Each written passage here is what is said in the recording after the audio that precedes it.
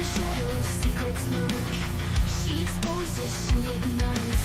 With every post she does the work, unmasking darkness, revealing lights. Political cow, not thinking right. Unveiling truth, vanishing lights. Love every post. She does the work, unmasking darkness, revealing lights. Political cow, not thinking right.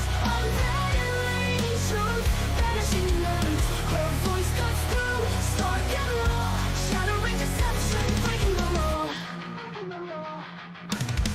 Icons crumble, empires fall. She stands tall, fierce and cold. Her voice echoes like thunderous call.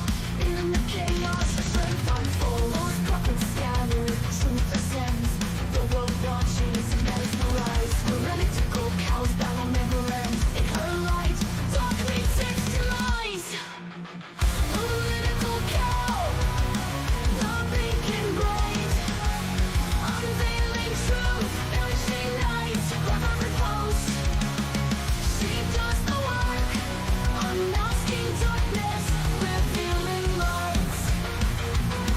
Political cow, not thinking right. Unveiling truth, vanishing lights. Her voice cuts through, stark and raw, shattering deception, breaking the law.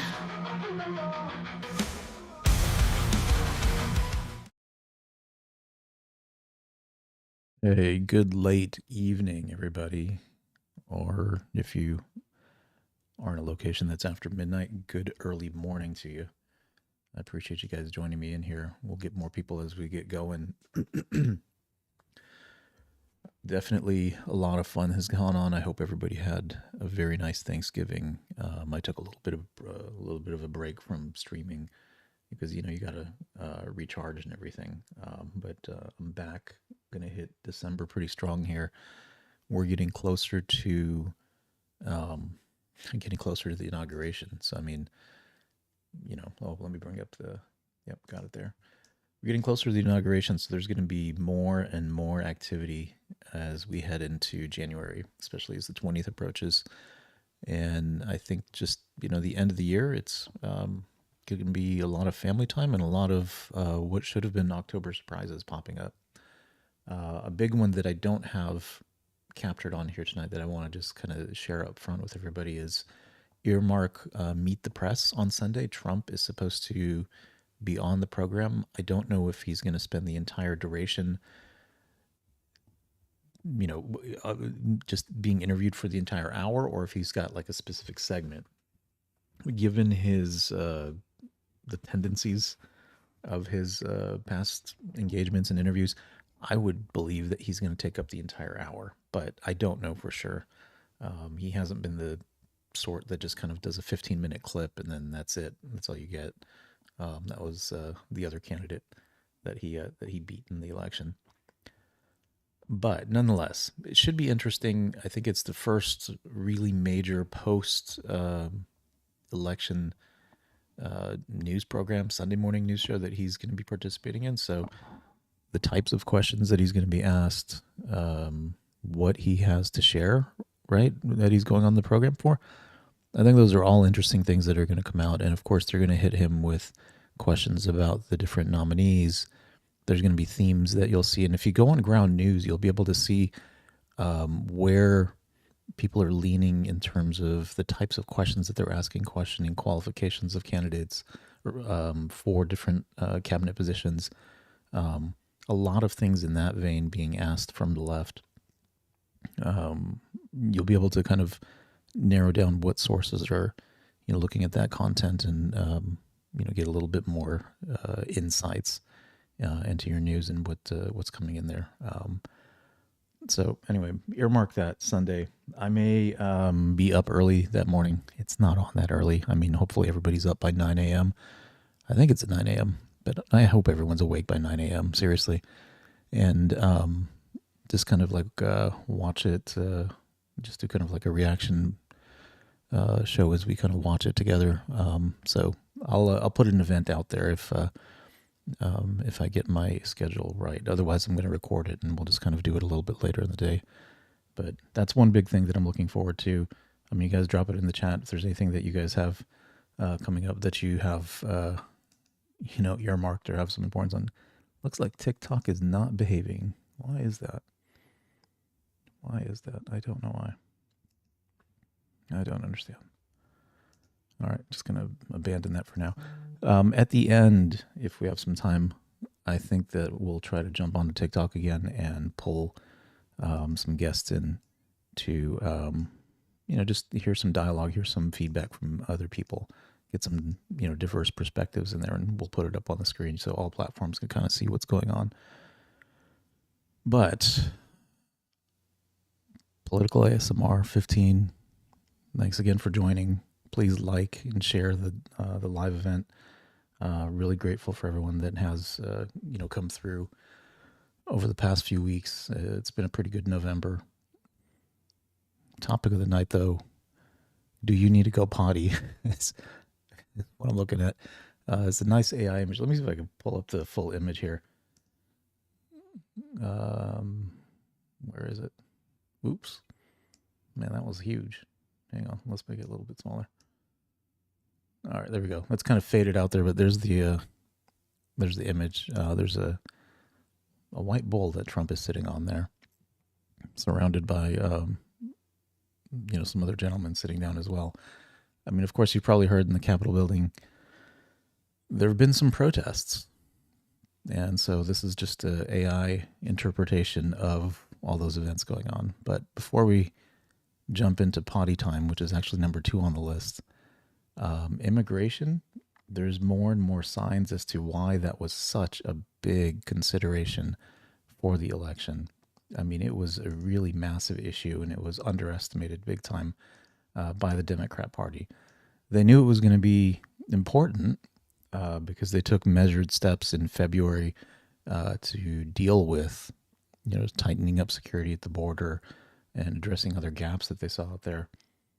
All those things all of a sudden happened right as the election was getting going. Remember, Biden was the candidate at that point in time, but that wasn't enough. I mean, people saw through that. And in fact, a lot of those policies and actions that they took are being relaxed at this point, oddly enough. I mean, if you believe that those were the right things to do at that point in time, why relax them? Why not keep them, right? But there's more signs of how significant of a role immigration played in people's thinking as they went out there to vote. Excuse me. So we'll take a look at a few of those clips. I think the first one that I'll kick off with is from Maine. It's something that's been reported out there for quite some time, but in an area where there's a housing shortage, rents are going high for local residents, and efforts have been made to create new units and new opportunities for folks to be able to, find new places to live. And yet then those are kind of taken away from them, right? So there's been some undercover work that folks have done. I'll go ahead and play it, and you could kind of see what I'm talking about here. Hang on, I got to just change the audio real quick here to get this functional. All right, here we go.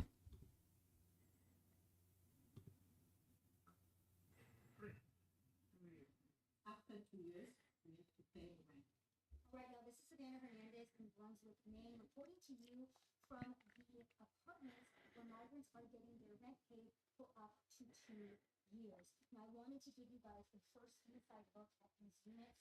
The migrants shared with us that they come furnished, so they have a flat screen TV in there, couches, tables, and chairs. I mean, look at this, brand new units, very nice layouts. Flooring is, very high quality, fully furnished. Has a lot of things that folks are kind of struggling to keep up with at this point, but yet it's provided, and it's provided with tax dollars, right? It's provided with funding that's not intended to, be used for anyone else but the local citizens in that state. We also asked them as well, hey, are you paying utilities here? They shared with us that no, they Now, I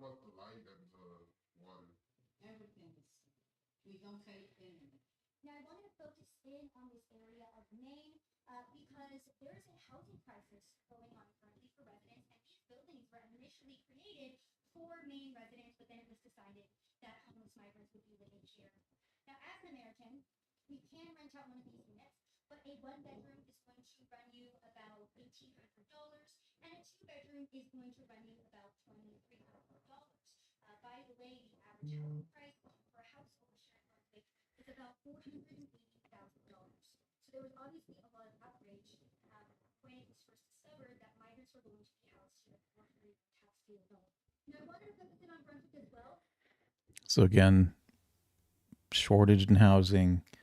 These units were intended for local residents that were having difficulty finding, not just finding affordable, but just finding units to rent. And it was kind of taken right out from under them, right? Let's continue. I like the shopping cart there right out in front of this very nice complex, but yeah, just roll in the shopping carts.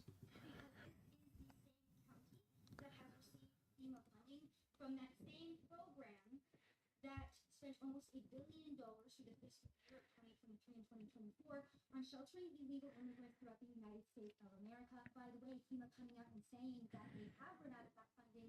We are expecting another hurricane hitting. We do not have the funds. FEMA does not have the funds to make it through the season.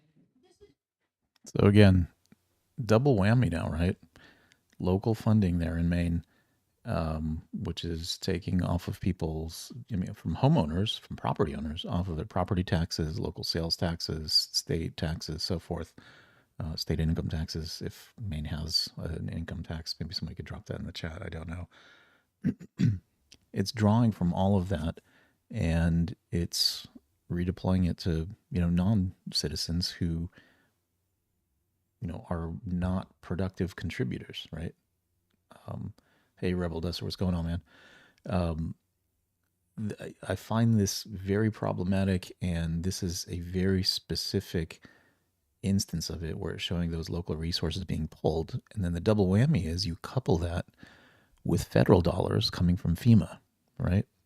So there's a lot of dollars flowing through federal government and through the local governments there. And this is one city, right?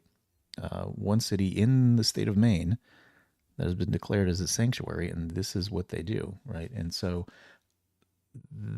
it's unfortunate because you vote in mayors and local officials for a certain period of time, and wouldn't you know it, they do this to you, and you're kind of stuck with it for 4 years or whatever it might be.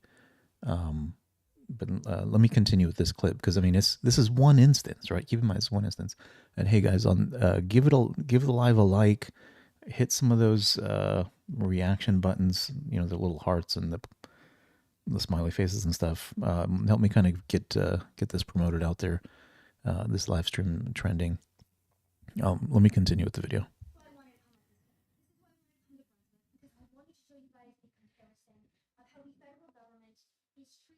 American citizens versus illegal immigrants and migrants in this country. This is how migrants up in Maine, up in Brunswick are living.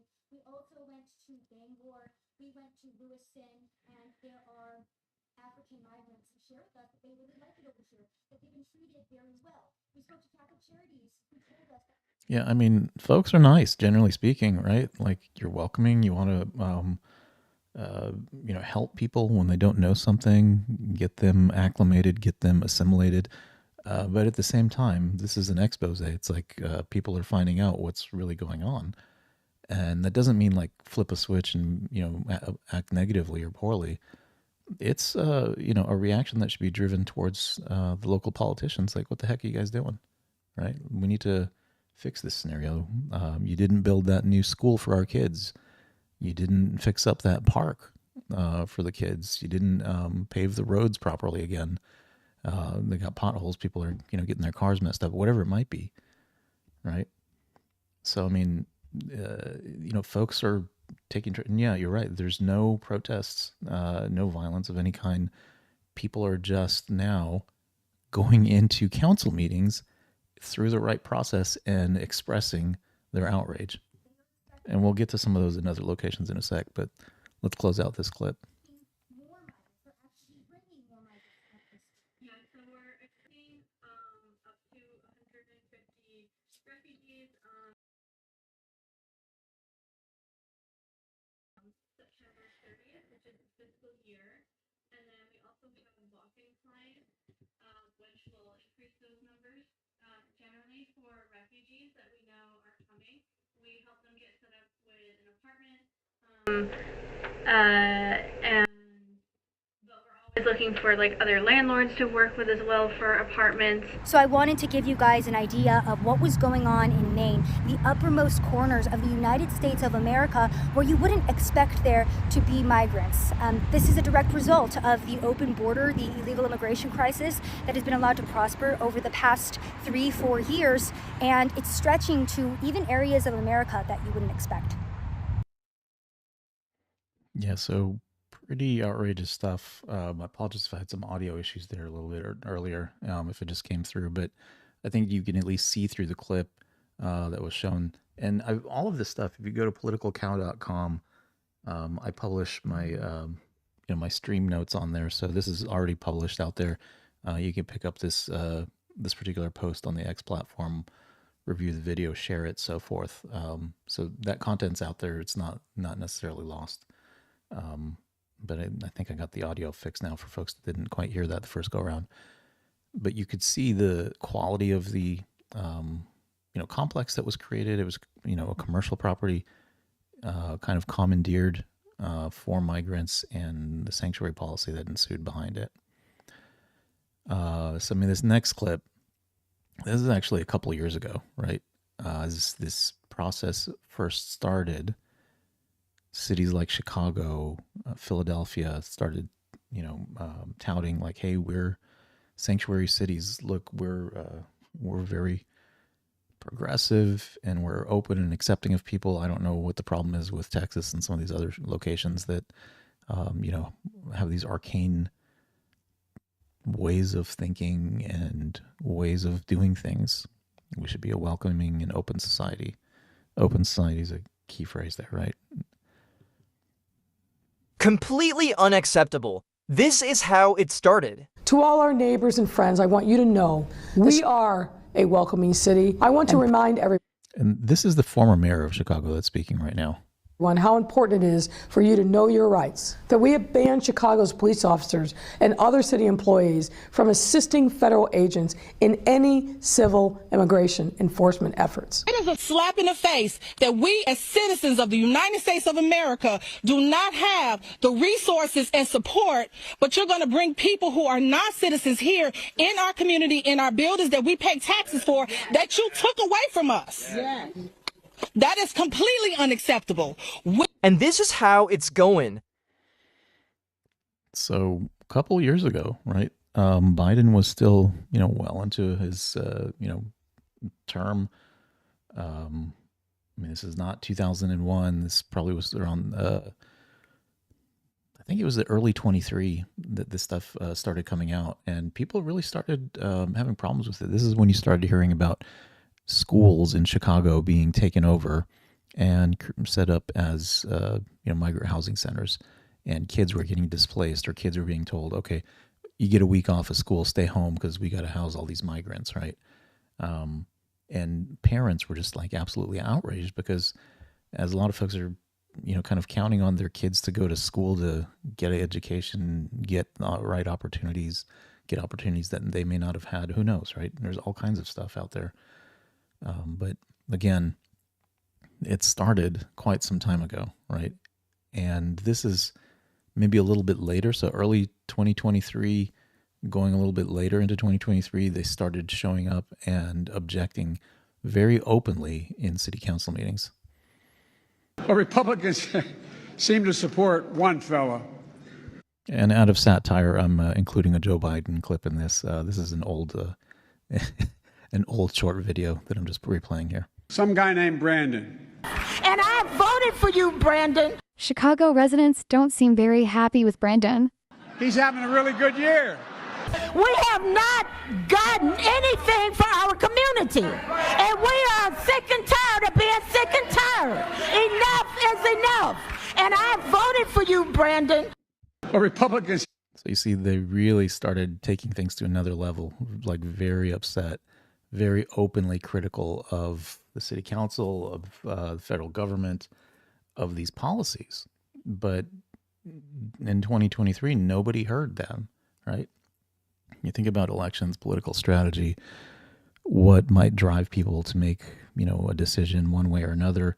None of this influenced them, it seems, and them being the Democrats. This stuff didn't resonate with them. They just kind of took it as noise. Like, oh, that's just blowback. I've actually heard that from folks when there are objections made. Oh, it's just blowback. Well, they'll get over it. They'll fall in line. They'll vote for us anyway, right? Just taking them for granted. But there was tangible impacts to their livelihoods that happened as part of this process. And hey, for the folks that are on the live, I'd appreciate it if you could give me some likes. I only got one out there. I'm struggling a little bit. Help me out. Only got one like out there right now. All right, so now fast forward to now. There's a new mayor in Chicago, and the council meetings have, again, just taken things to another level. Trump has been elected. This is the context. Trump has been elected. The folks are very satisfied with that outcome, and they're letting the councilmen, the council people, and the mayor know about it. Tom Holman, make an example out this Negro right here first. Please come here first, because you know what? We're going to help you. We want a forensic. Ma'am, I would ask that you, keep your, hold on a second, stop her time. Stop her time. You told Trump you ain't going to blink? Well, we ain't either. You ain't above the law. And where you going to run to when Trump pulls that Trump card out on you? There's a 10-year prison sentence when you want to stand up here for those illegals.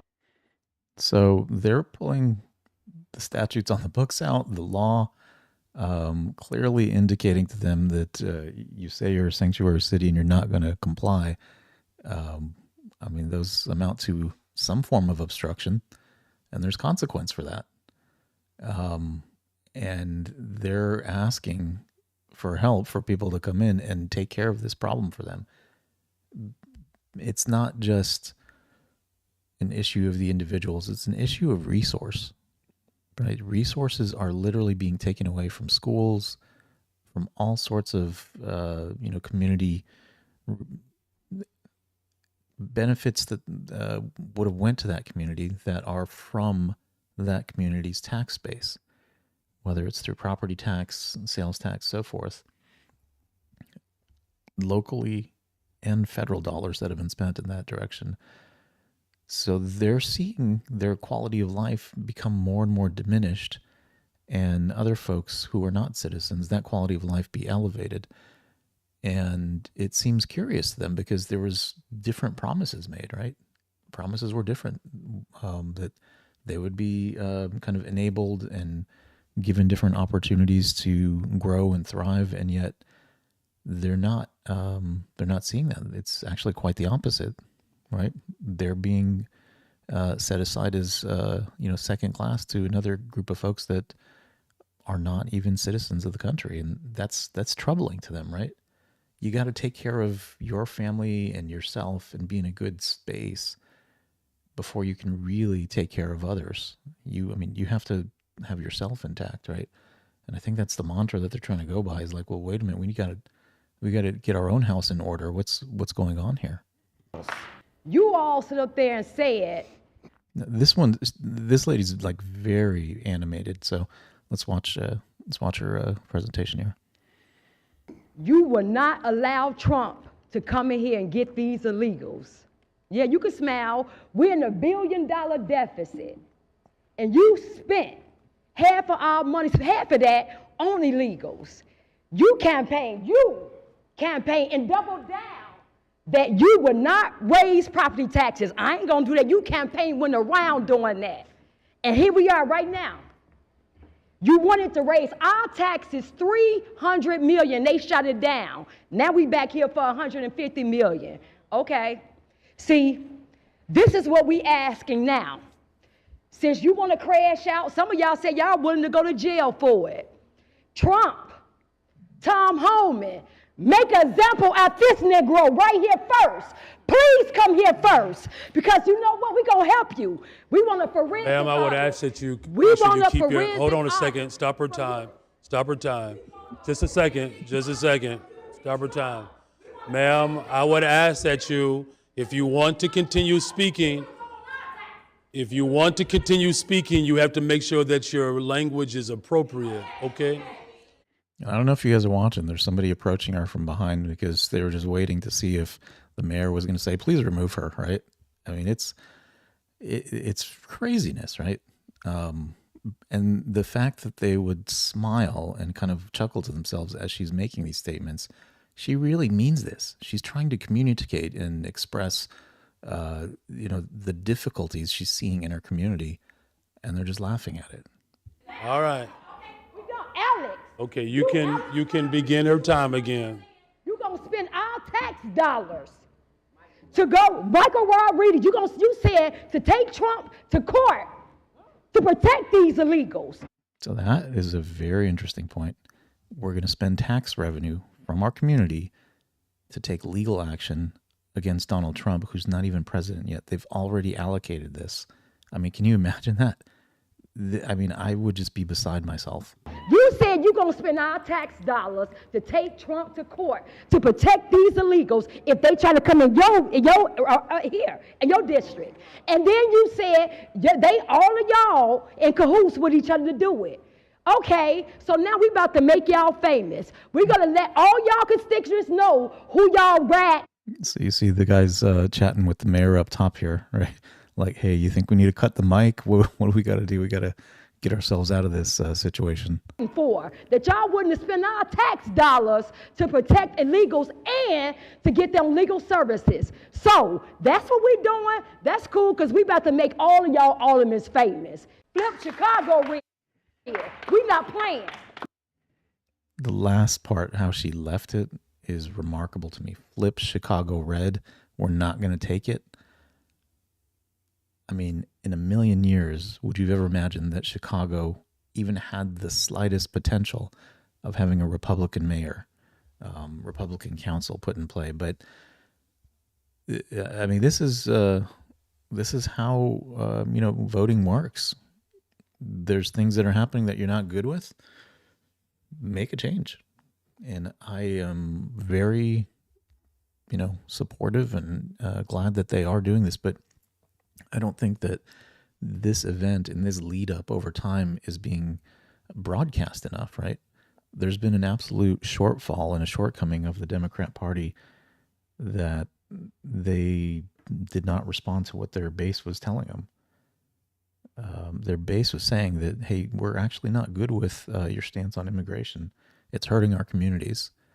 And it's hurting them by taking resources that are already very scarce and kind of making them even more scarce, decimating budgets for schools, for all types of infrastructure and other activities that are, really needed by that community. So over time, it's been a steady progression and a wearing down of that group of citizens to bring them to this point. This didn't just happen overnight. I mean, this is like, almost 2 years in the making. And I'm very surprised that the party did not understand this dynamic. I mean, of course, Illinois went blue, but when you take this and apply it to other places around the United States, that the same thing is happening. You look at the swing states, I mean, that's a major factor that they're dealing with, is that resource drain. I mean, you've already had people's livelihoods, standard of living reduced as a consequence of the inflation that your administration has brought. The 1-2 punch is now, well, let's public services that that are provided to you, let's pull back on those too, right? So you're really impacting the livelihood of individuals. All right, so again, even so, there's more stuff going on the immigration front. People openly celebrating, Trump's election, and it doesn't stop there. They're saying that there's going to be further voting, in favor of the conservatives in the future as well. So that's going on, but coupled with it, we've had some issues with the Potty in the Congress, and well, there's protests in the Potty. I'll just play the clip and try to keep the music quiet. I'll let them dance, but no music, so I don't want to get a copyright on that.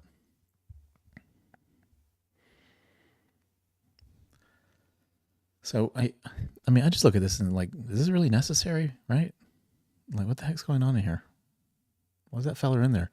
And then you see the doors closed behind that lady, like somebody's in there trying to actually go potty and, minding your own business. And then this kind of gets dropped on you, right? Like, what the heck?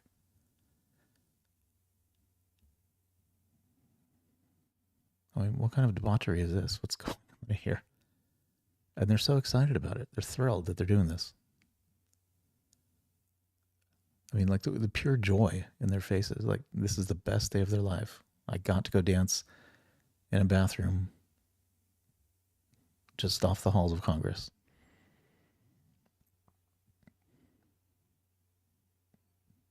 Like, I always wonder, like, what's you got a job? Do you have any responsibilities? Are all these people always from DC? Like, where are they showing up from? Yeah, I guess they chased everybody out of most of them. 3 people are kind of hiding over there. Don't want to be seen. I can't blame them.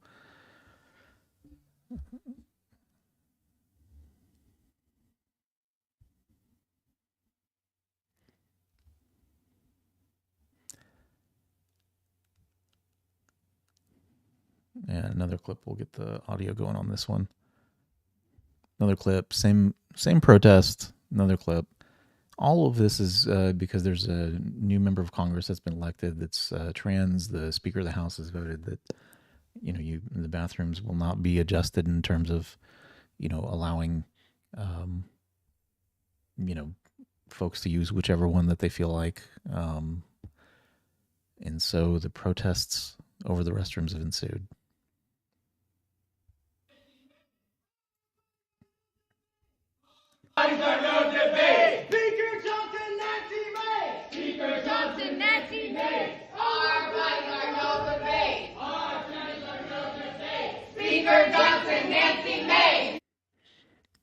How much time do you think it took to make that sign? Like, somebody was in their garage for how many hours? Okay, or how many hours did they spend thinking up a slogan? Flush bathroom bigotry. Then how long did it take them to actually, create that and put it up? I don't know. I'm always surprised by that. Like, do you guys have kids? Yeah, you have a job? Do you have a hobby, maybe? Maybe that's what's lacking here.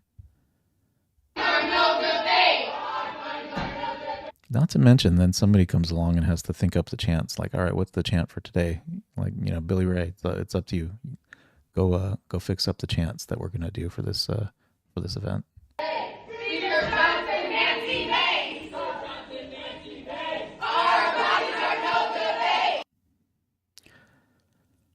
Yeah, so complete disaster.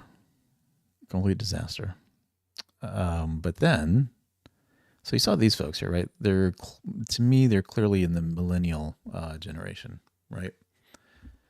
Then you have students in schools who are walking out to protest the liberal bathroom policies that have been instituted in their districts, in their state.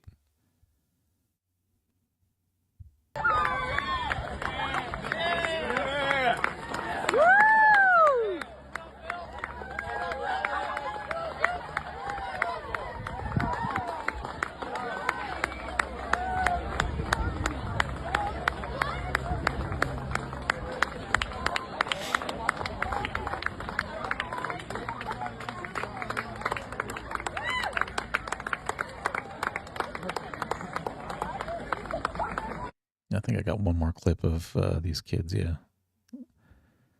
So there's a particular policy that they're calling for the overturn.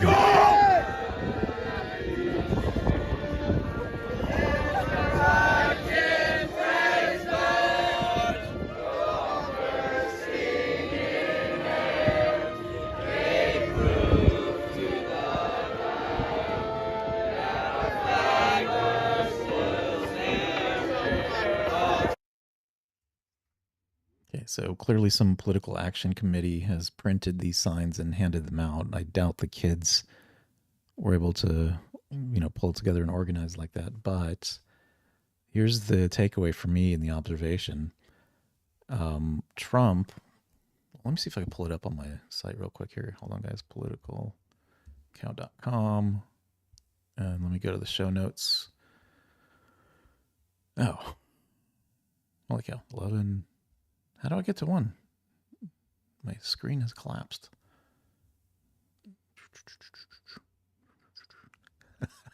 Okay.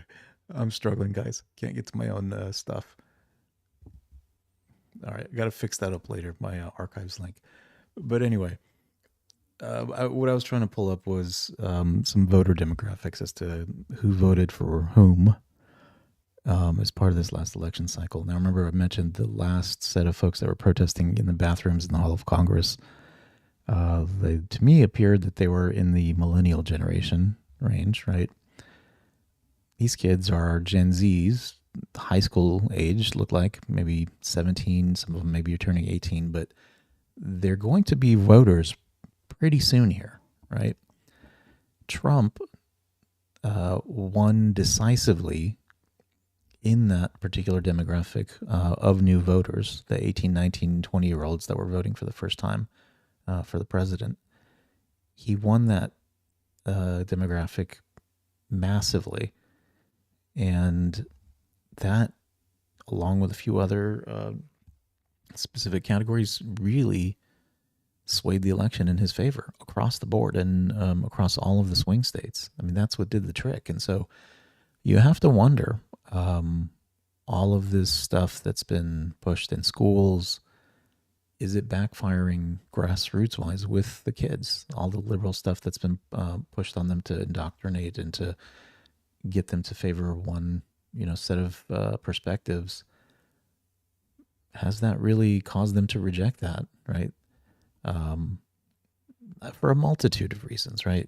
I mean, when you're a kid, you want to rebel against what people tell you is the norm or what people tell you is the appropriate, the appropriate standard of how to live life or whatever it might be.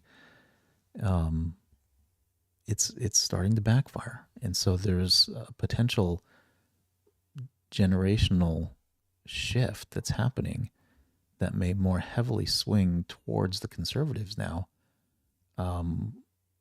completely lost on the Democrats that this was even happening right under their noses. That's my takeaway and observation from what I see here in these clips that are being posted in social media, that there's this massive shift that's underway that the Democrats were completely unaware of. Whether the Republicans were aware of it or not, I don't know. But it's a massive, massive shift.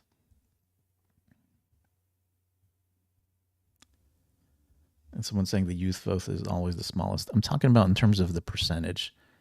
So I think it was about 55% of first-time voters went Republican, which that's never the case in elections.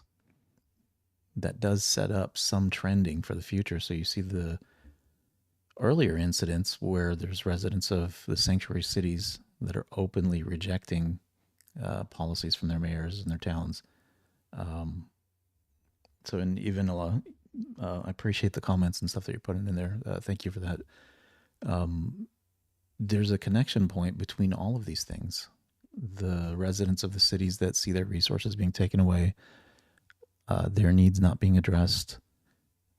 Time has gone on a couple of years now, and they're celebrating the outcome of the election, and that was completely lost on the liberals that this was even a possibility. I think folks were being taken for granted that they would vote Republican no matter what.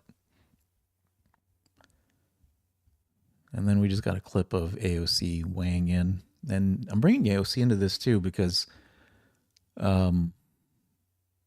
people are throwing her name out there for 2028 as the candidate. And I think they're doing it as a joke. But maybe people should be a little more serious about that. It's disgusting, and everybody, no matter how you feel on this issue, should reject it completely. What are they doing? They're doing this so that Nancy Mace can make a buck and send a text and fundraise off an email. They're not doing this to protect people. They're endangering women. They're endangering girls of all kinds, and everybody should reject it. It's gross. Thank you. Thank you. So the quality of the message she just delivered there, not the content, but just how she delivered it, her capability to actually, put something out there, get a soundbite, and then walk off, not take additional questions or follow-ups that may be challenging. Is she gaining a new level of sophistication as a politician? Is 2028 a possibility? Are they going to invest in her in that way? I don't know. This might be a reality. I think this might be a reality that folks have to consider, just like Democrats underestimated and missed the boat on the profile and the sentiment of the voter base.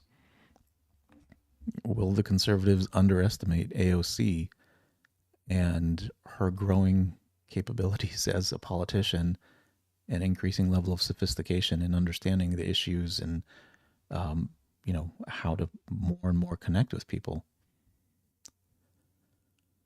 All right, so some fun stuff here. Oh, hey, no reply. Yeah, the AOC. Well, you know what? Let me pull up my AI, because the stuff that I heard, bartender, she was this. I can't remember who the congressperson was that she ran against and displaced, but like a complete nobody just shows up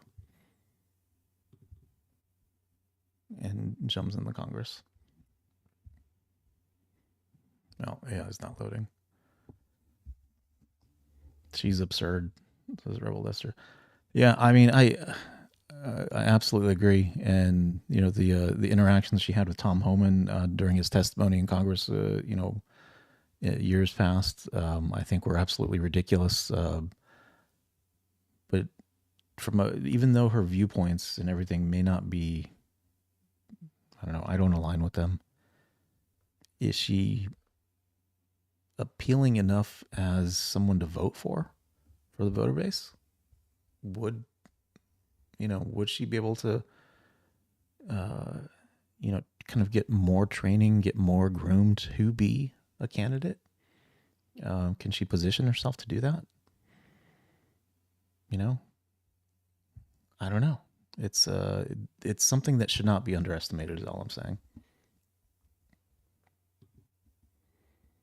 Her brother sent an audition tape for her. They auditioned like tens of thousands of people to fill it. No way. Really? Holy cow. I have to look into that a little more.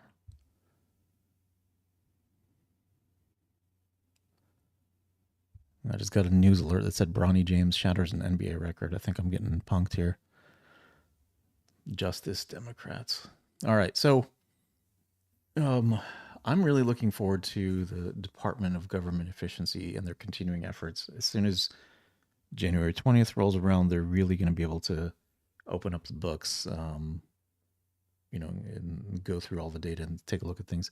This disparity that Musk has just recently highlighted, I think is absolutely absurd. The highest healthcare administrative costs per capita, administrative costs, right? Not medicine, not medical devices, professional fees for the doctors, nurses, so forth, but just pure administrative costs is outrageous. And you think, what does that translate into, right? Insurance companies, the multiple insurance companies that you sometimes have to go through if you've got one that's like a mail order prescription service, plus health insurance, dental, vision, so forth. Are we going to be able to see how that industry is operating and dissect that further? Like, I don't know. I mean, my conservative friends freak out when I say this, but in all honesty, if they can figure out a way to do this more efficiently and, it is more centralized, I'm all for it, because I honestly don't see the value the insurance layer adds to the game. The doctors, the nurses, creating medical devices, all that stuff that's actually part of the science and, the care. I see that, but that massive layer that insurance adds, the level of overhead and the paperwork, and the continuous cycling back and forth, I don't think that's helpful to people at all. Let's see, video title: before Alexandria was known as AOC, there was a movement there. Oh, really?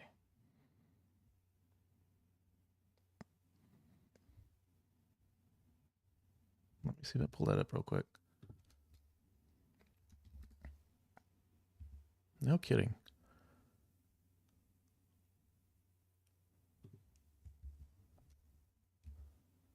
All right, just plug that in. I guess this is it, 8-minute clip. Let's see. Back in 2016, we put out a call for nominations, trying to capture the diversity of background, of experience of the American electorate, the people that aren't currently represented in office. We got over 10,000 nominations. Out of those 10,000 nominations, we found Alexandria. Wait, so this is a documentary by Justice Democrats who are the ones that conducted this, that found her and brought her in?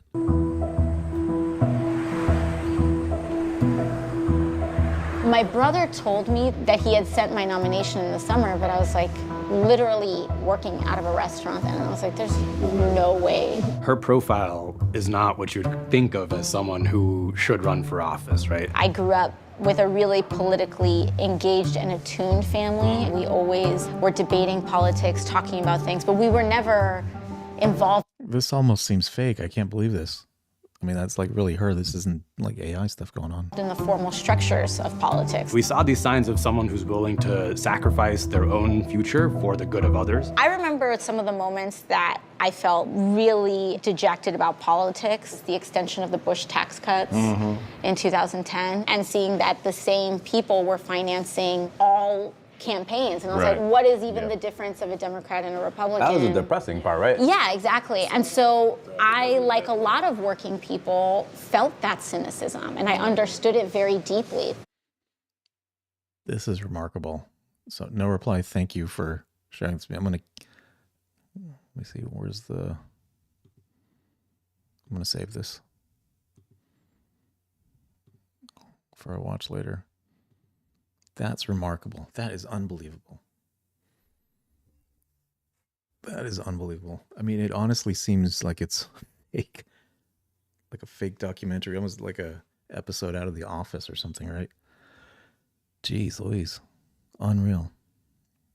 All right, so I'm looking forward to Musk, Ramaswamy, coming out with more things like this. Finding ways that a lot of it's government. I mean, there could be other aspects that can be optimized. Let's take a look. Oh, and then this is gem of a clip of Biden claiming to. Well, we'll let him speak for himself.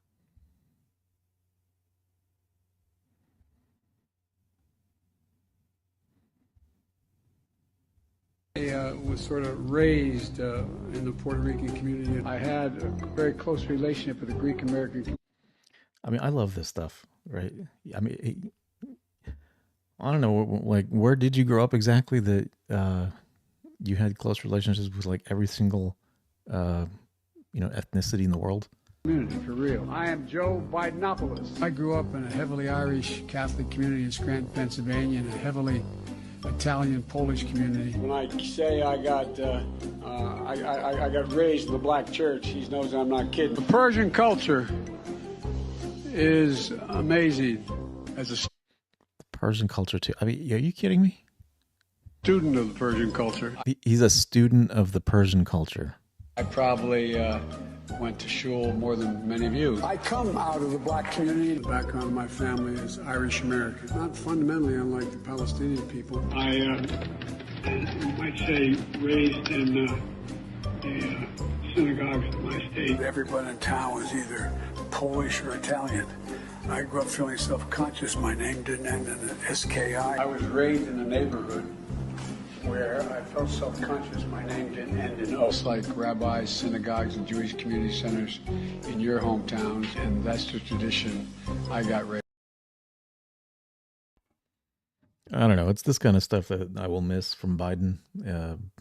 Just the gaffe machine that he was nonstop over and over again. But the quality of the gaffes they just seem to like one up one another. And then there were like these running gags like, oh, I grew up in this community. Oh, and that one too, and that one too. And it was endless, just depended on where he was at, And I mean, in the same one, he claimed three different groups all in the same sentence. Unreal. Some stuff is, also just bugging me. That's continuing. At a transition point where leadership transitions are going to be happening, an escalation of current approaches and policy, I wouldn't see that as, the right thing to do. It's almost like setting up your successor for failure, right? To kind of escalate things and to continue to push things really hard or double down in a given direction. And so Blinken here is kind of modeling that, where they're going to just try to take more and more dollars and siphon it off for foreign aid. And of course, it's clearly not going to be the priority that Trump had put in place, right? But Blinken talks. I don't know. It's very revealing. I took him as being much more subdued, but he's just letting it all fly out at this point. This is critical because even with the money, even with the munitions, there have to be people on the front lines to deal with the Russian aggression. Ukraine has hard decisions to make about further mobilization, but these are necessary decisions. We have a commitment, though, for every person, every soldier that Ukraine mobilizes. We're committed to making sure that they have the training and the equipment they need to effectively defend the country. And again, that's what we focused on. Going forward, as I said, Ukraine is on an irreversible path to NATO membership, but we're focused on this in a practical way. We set up a dedicated NATO. Yeah, so accelerating NATO membership, encouraging them to, throw younger and younger people into the mix, accelerating the amount of aid going to them. Jamie on Biden, it's Iran now, not Persia. Absolutely right. I mean, it's like, I don't know, the guy was born like 1,000 years ago or something, right? And for Zach, whose comment I deleted in the thing, I'm sorry they beat you up in high school so much, but I hope you have a good evening. It's just, I think it's terribly inappropriate that they're accelerating these things so much, and it's going to really put Trump in a bad position. So here's the other thing, right?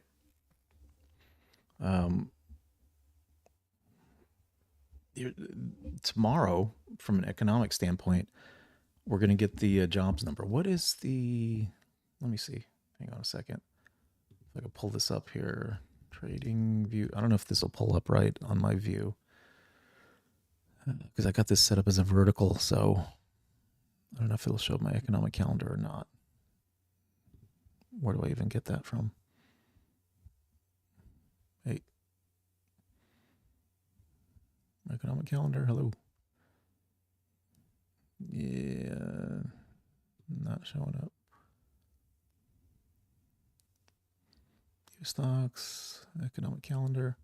So jobs report's going to be out tomorrow, right?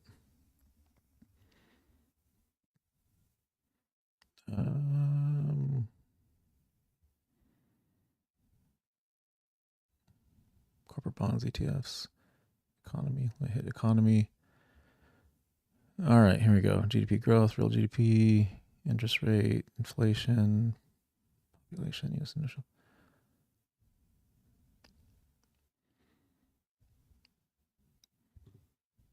Unemployment rate.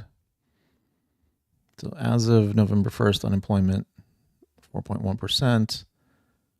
Right? I mean, we had the crazy COVID period, but that's like a one-off type of activity. Where is the last release? Next release is today, right? Which is what we're talking about. It's forecasted to uptick by, 0.1% to 4.2. How many jobs? Do they have a job estimate here?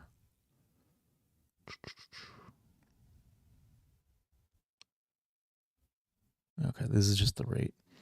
So the thing is, you look at a lot of these data points from an economic standpoint. The November numbers, it's starting to get difficult to disguise them, right? They came out bad just before, the election on the 5th. I think that's right, 5, 4, 3, 2, 1. Yeah, the first was on a Friday. So that came out, wasn't helpful. Not that Trump needed the extra help necessarily with that report. It just reinforced what everyone already understood as being reality. We have the jobs report tomorrow.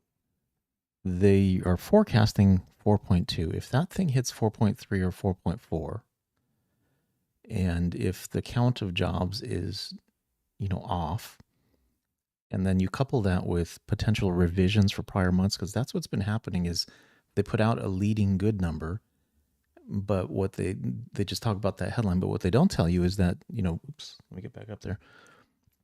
Buried underneath in the text is data that says, hey, I know we're telling you that November looked really great, but October and September, actually we got that wrong. It's actually 50% less than what we had advertised. So it's actually half the number of jobs created. So this is going to catch up, right? And is it going to catch up now? And we're going to get a pretty significantly bad number coming out. Because, we had the Trump pump on Bitcoin. Let me see if I can pull that chart up. Oh, we got, I guess, just this little bit here. Can I get a chart? Can I get my super chart? Where's my super chart?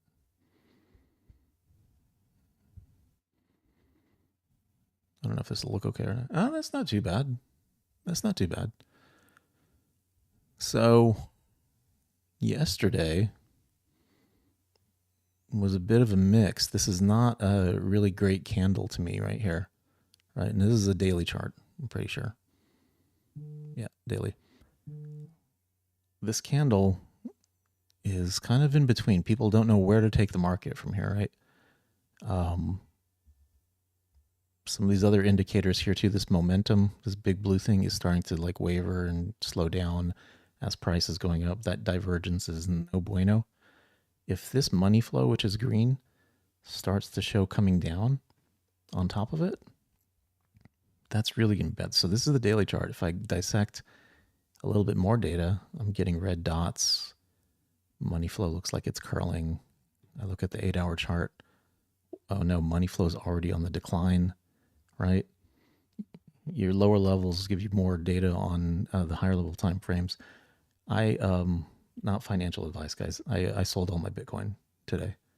It was around 98,000, but I got rid of it. Anticipating that tomorrow we're not going to have really great news. It's going to cause, rampant concerns on Wall Street. And now we have all these ETFs with Bitcoin and other assets. And so risk assets are going to get sold first, Bitcoin being one of them. So ETFs will get dumped, which will impact the price of Bitcoin pretty quickly.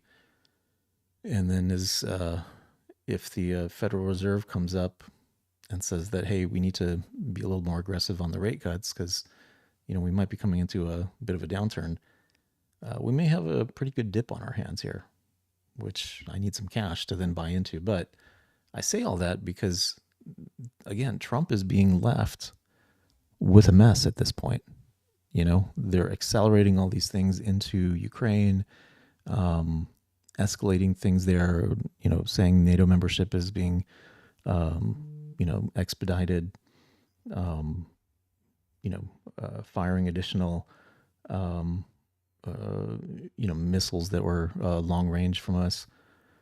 All these things are happening, and it's sabotaging, right? It's where the media is just waiting to then jump on it like, oh, look, it's Trump's fault. But it's like, he's not even president yet, technically. Like, what the heck, right?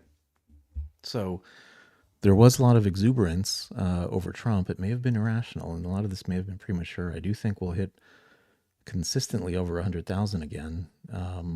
But this is just my opinion. I could be totally wrong, guys. But I wonder what that jobs report's going to reveal tomorrow. That's going to be pretty telling, in my view. Rebel Duster, congrats on getting rid of crypto. Well, hey, the hardest thing to do is like sell when you're in profit, because you're always anticipating, like, am I missing out? But like, it's not real until it's sold, right? Anyway, I could be totally wrong. I could be 100% wrong on this. You just try to make as much of an informed decision as you can. I just think there's a lot of risk. December, going into the end of the year. The other thing, too, that gave me a little bit of pause, OPEC decided to extend. I should have had this on my list. This is actually pretty important. OPEC was going to ramp up production of oil by, I think, over... Let me pull up ground news here. Where is the search?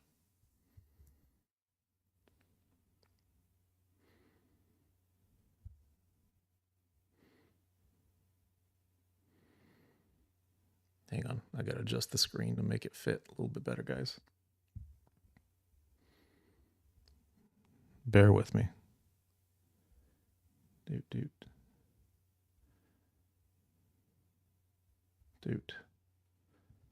And hang on, let me.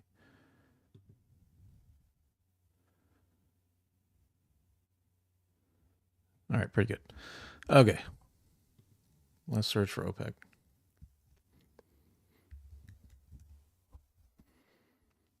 All right, here we go. 89 sources. You see, this is pretty important stuff, but like not being reported.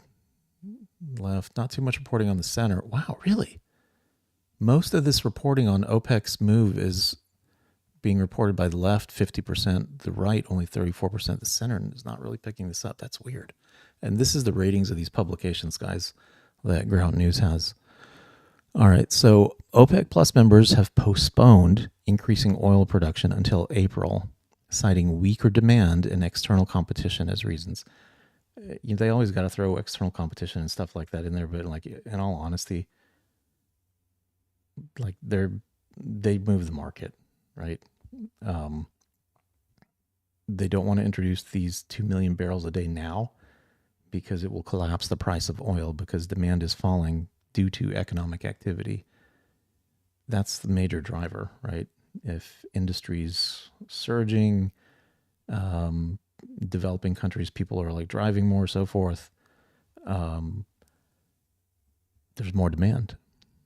So a postponement here of, the scheduled production increases, I take as a leading indicator personally of overall global macro environment. There's a reason they don't want to drop it now. If the economy was doing great and they could withstand, throwing more supply on the market and, the price would be stable, they would absolutely do it, right? I mean, what's 70 times 2, right? It's $140 million a day of additional, money that's going to get spread amongst those OPEC countries, based on their allocation of that 2.2 million. So interesting thing that I don't think enough people are talking about, but take a look at this. OPEC has revised its 2025 demand growth forecast down to 1.5 million, right? Reflecting weaker demand from China. And then we're talking tariffs also, right? So there's a number of pieces kind of at work here to where it makes you wonder, is the economy really as robust as Biden claimed this whole time? And if all of a sudden in January they start saying, oh, Trump ruined it, really, guys? I think you've had this thing disguised this whole time.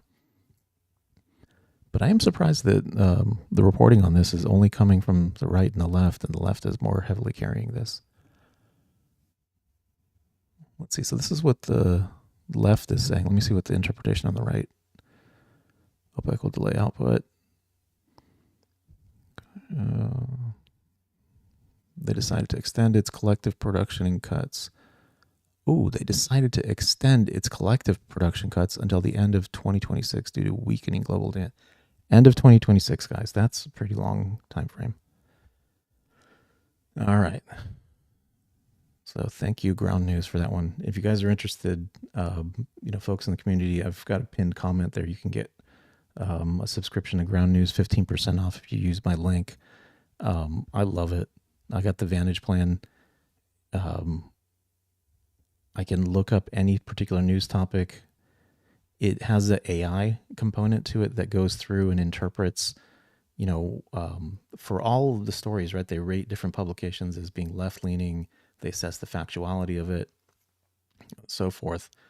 And then what it'll do is it'll come through and say, like, hey, let's go to a different article, actually. Because the business ones aren't going to have as significant variance. Let's see, 73 sources on this. This Matt Gaetz one should be pretty contentious, right? So here they start with the center. Like, these are the bullet points of, generally speaking, all the moderate publications, what they're talking about. Then you can come in here and see the left. And it says, hey, the left, this is what they're emphasizing, right? House Republicans voted to block a Democrat-led effort to release the Ethics Committee report. What's the right saying? Similar stuff. But then it starts to like piece together the components that each side's kind of, weighing in on. You could kind of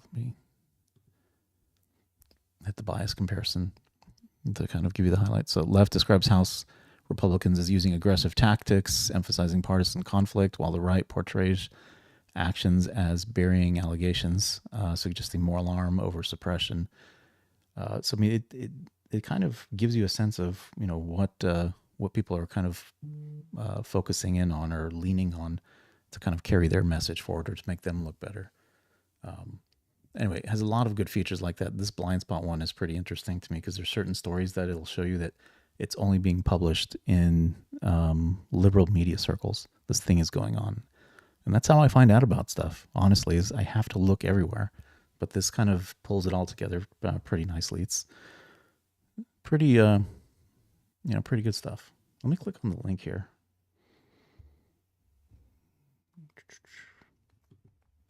Nice holiday gift for yourself. Oh, wow. All right. So if you use my link, so I have a 15% off link perpetually, but if you use my link now, I think there's a bonus associated. You get 50% off. So that's pretty fantastic. Yeah. And I mean, get this Vantage plan. I mean, you see $4 a month. That's like nothing. Anyway.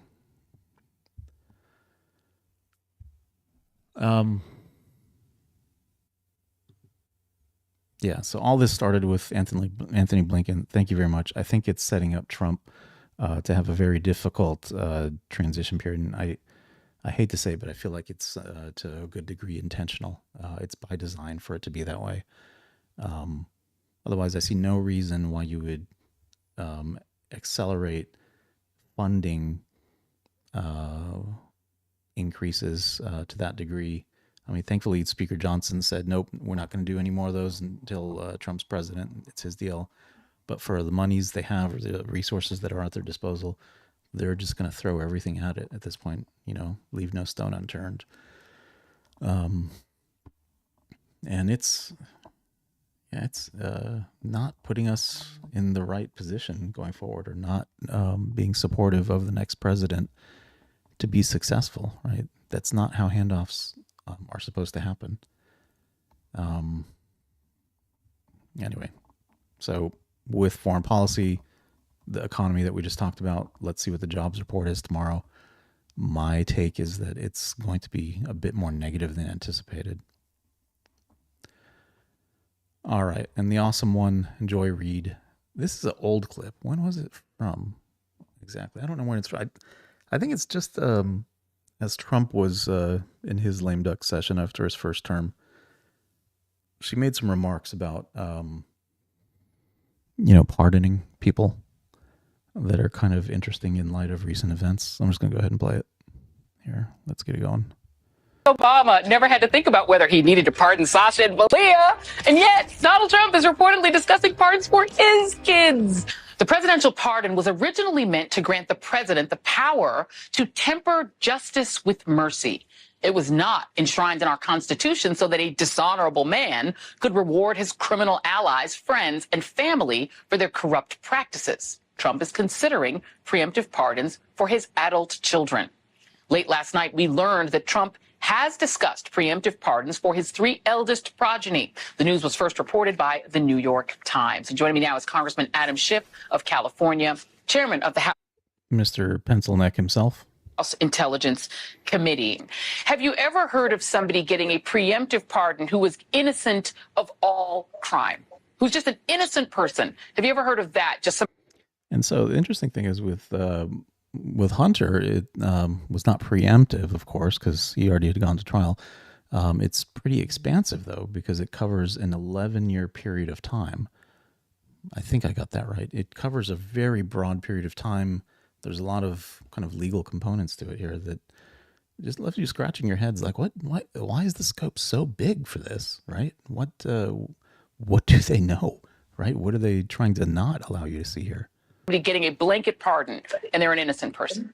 But no, it's the president's own family. It's people that have been covering up for the president. I mean, you feel like he could be talking about Biden right now, the way that they're wording this, right? It's just bizarre, the hypocrisy here that let's forget that we even did this. In addition to his own family. And so there is a self-interest at play as well. It's been essentially a den of thieves environment. And so I think the president used this as his way of trying to protect those that have protected him. Yeah, so I thought that last line was pretty important. Protect those that have protected him. Hunter kept his mouth shut. Protect those that have protected him, the big guy. Right? It's it's pretty crazy.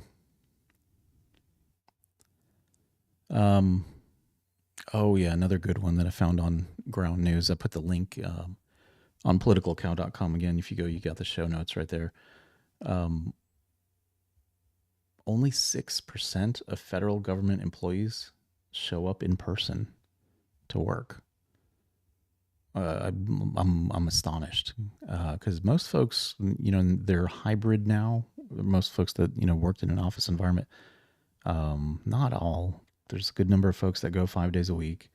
The folks that still have hybrid, they go 3 days, 4 days, 2 days, multiple days. There's a commitment, right, to go. But federal government employees, and of course, this is outside of those that have kind of a customer service type element to what they do, right? DMV workers or other offices where they have to interact with the public continuously. That's not going to be the case. But 6% of federal government employees show up in person to work. And you think about the lost collaboration. Does this extend to law enforcement? Right? Like you see them like kind of hashing things out on a whiteboard and stuff. Does that just not happen anymore? I don't know. It's really bizarre to me. And then the other part that they talk about in tandem with that is there's a lot of real estate that's effectively unused.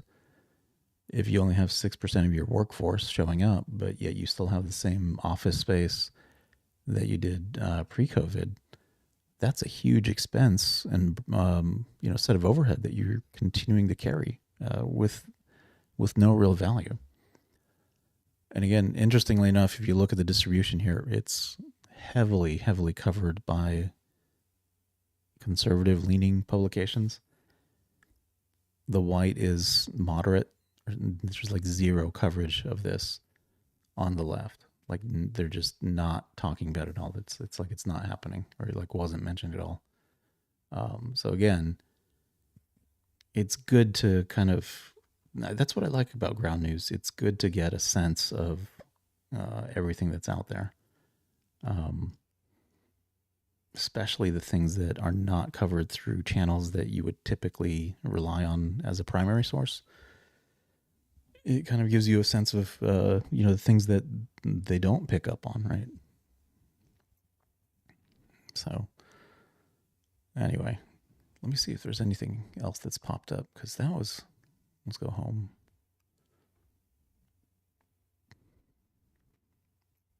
See, Elon Musk spent $250 million electing Trump. Whoa, that's a lot of money. Probably doesn't make a difference to him. But you see this one though, right? A lot of coverage by liberal-leaning publications, very little coverage by the right.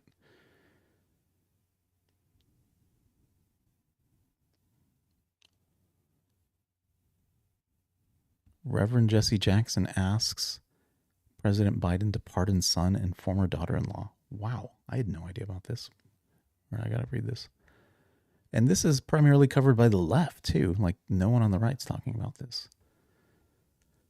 Reverend Jesse Jackson has requested a pardon for his son, Jesse Jackson Jr., and former daughter-in-law, Sandy Jackson, from President Biden. This request follows President Biden's pardon of his son, Hunter Biden, for tax evasion and federal gun charges. Reverend Jackson believes his grandchildren would find hope in their parents receiving forgiveness after their prison sentences for misusing campaign funds. Ooh, misusing campaign funds. Wow.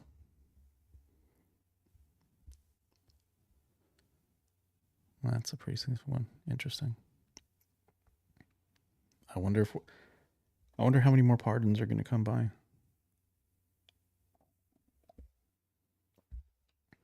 I don't know. Actually, it raises a question for me. Ask the little AI buddy here. Let's see if we can get the AI up. Ask it a few questions. Hey, Masood. Hey, on average, how many people does a president pardon during their term? Well, it varies a lot depending on the president. Some presidents pardon hundreds, while others pardon fewer. But typically, in a 4-year term, the number can range from a few dozen to over 100. Pretty broad, huh? What sparked your curiosity? How many people did President Trump pardon? Donald Trump issued 143 pardons during his presidency. Any more interesting numbers on your mind? Can you tell me how many pardons each of the last 5 presidents have issued? All right. Here's a quick summary of the last 5 presidents. Joe Biden's numbers are still being counted since he's in office.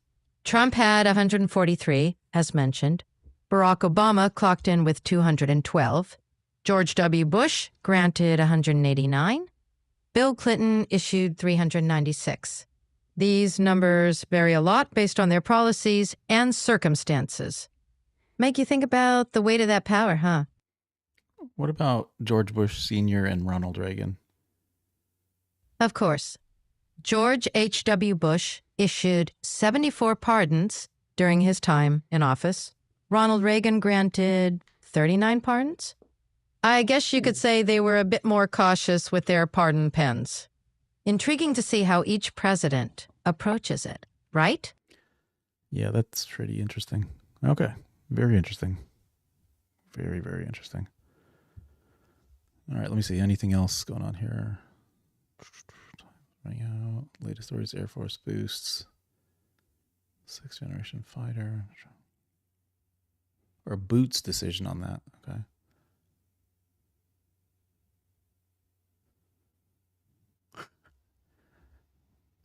She's weighing network exit after Trump is sworn in. I don't know what there's to weigh. They're probably asking her to resign. I mean, the network's not doing well, so. What else we got? Tom Cotton introduces a bill that will rename West Bank as, okay.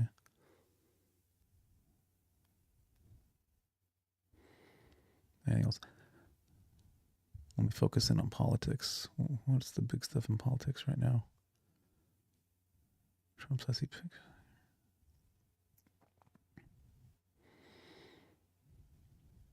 Memo shows what?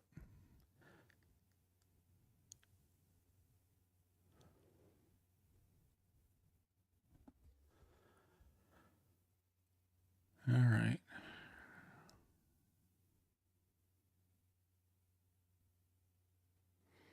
Oh, wow. Eric Adams is going to meet with the border czar. Interesting. Okay.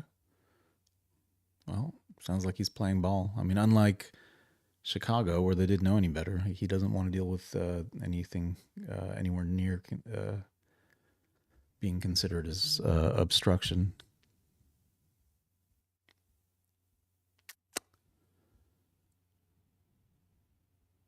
All right. All right, I'm going to do a quick check on Bitcoin, and then I'll take a quick break and see if I could get some traction on getting some people to jump in on the old TikTok here. So that's looking like that. Let me see what the dollar looks like.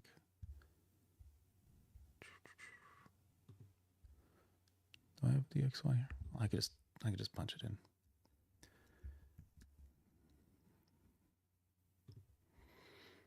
Oh, look at that. The dollar is weakening. Okay.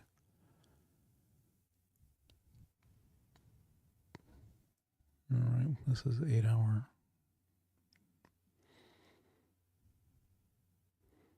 Okay. If we break this spot we're at pretty significantly, fall to down here. And that drop would probably be an indication of or correlated to poor job performance. So we can, I mean, these are the things that you look for, right?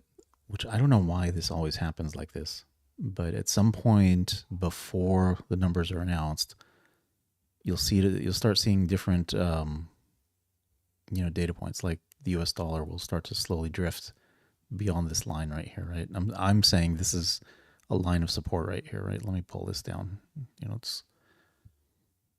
It's marked right there, but probably should be a little bit lower, right there. This is a line of support right here, but it'll start to waver underneath tangibly, and as it's announced, then it'll drop. It may hang out here because we had another, demand zone. Looks like developed here, but it may go all the way down here to 103, which at that point you'd have to look back a little bit as to where the previous demand zone is behind that. But I don't know. There's always some move that happens before it. Interesting, though. We'll see how that goes. All right. Going to take a quick break, guys. Hey, give the live a like.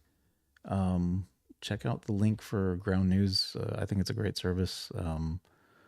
It'll help support the channel as well, signing up through my link. And looks like you guys get a nice discount right now as well. Typically 15%, but if you click through it right now, as I showed you guys, it said it's a 50% discount off their Vantage plan. All right, I'll be back on the other side, and we'll get a TikTok forum up and running. And if anybody wants to jump in on that side, it'll get broadcast to all channels, and we can, I'll have anybody up. Doesn't matter what your viewpoint is. I just want to hear people's perspectives, maybe ask a few questions.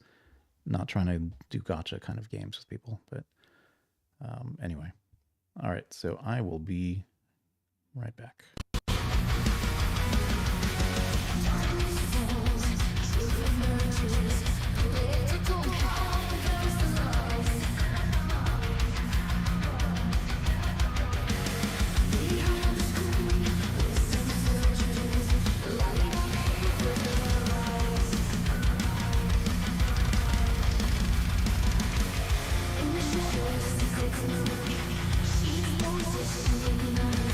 Physical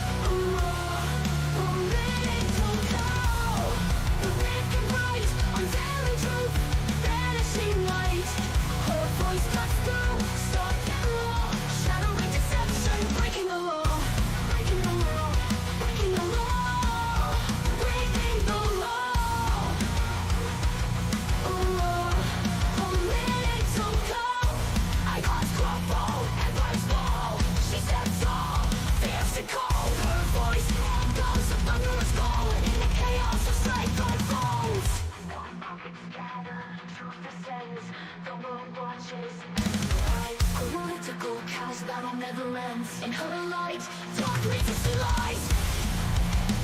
False prophets scatter, truth descends. The wrong watches, let's lie. The chaos battle never ends. In her light, dark reaches to lies. Darkness falls, truth emerges. Political power reveals the lies. Behind the screen, wisdom surges, lighting up hate.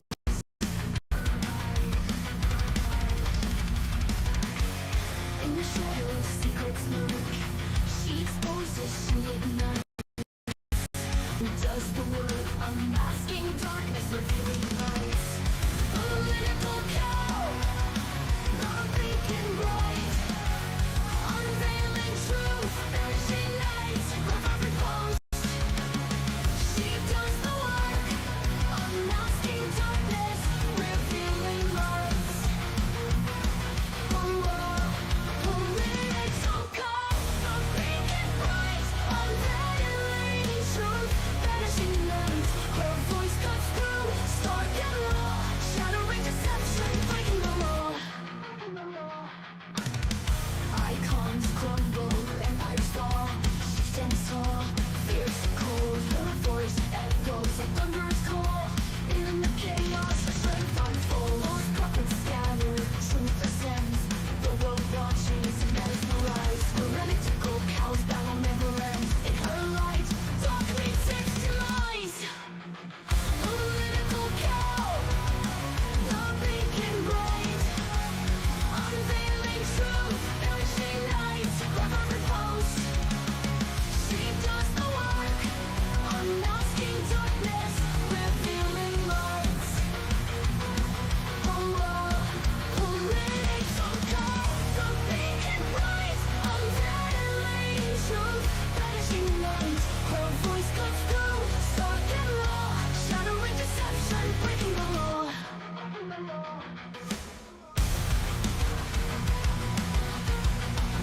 Political cow.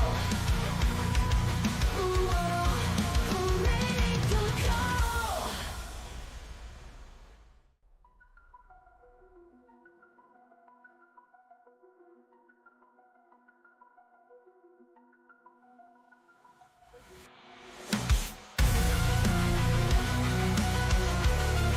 Political cow. Political cow. Breaking right, unveiling truth, vanishing light. Her voice cuts through, stark and raw. Shattering deception, breaking the law. Breaking the law. Breaking the law. Breaking the law. Political cow. Icons crumble, empires fall. She stands tall, fierce and cold. Her voice echoes a thunderous call. In the chaos, her strength unfolds. Truth descends, the world watches. Political cows battle never ends. In her light, dark reaches to lies. False prophets scatter, truth descends. The wrong watches, let's lie. The cows battle never ends. In her light, dark reaches to lies.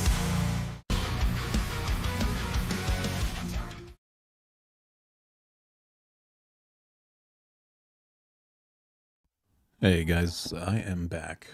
Appreciate you hanging out with me on that. I guess just need to take a break every now and then, right? Had to take a break for a moment there. Hopefully the video streams, I'm getting a warning, the video stream is not coming through super smooth. YouTube's not receiving enough to maintain smooth. Okay. Interesting. Let's move some stuff around. Give it some movement. All right. So I just gotta fix up a couple settings on my phone here, and then we'll get a stream going with the TikTok. Get some people online, get their opinions and stuff going.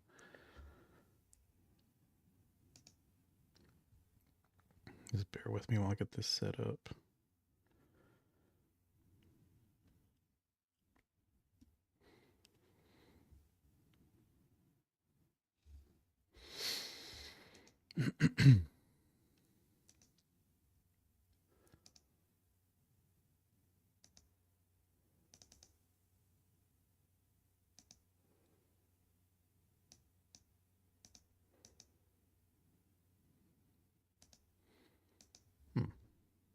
Okay, there we go.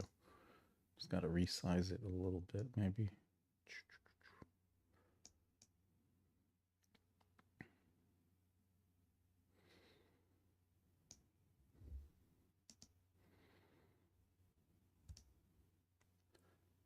There we go.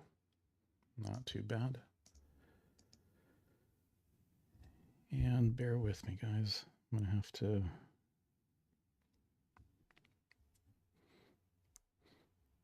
Always got to make a little bit of a background edit for TikTok. Let's send it in that direction.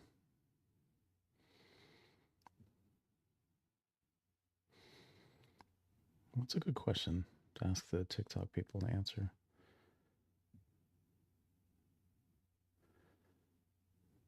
Let's move this thing down here.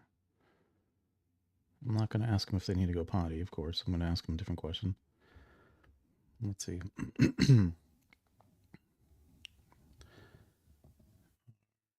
You...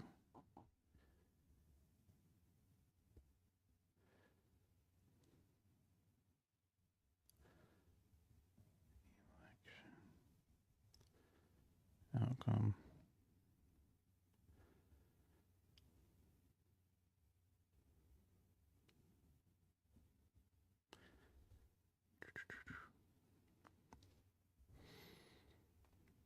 Actually, let me sub this in for a different photo.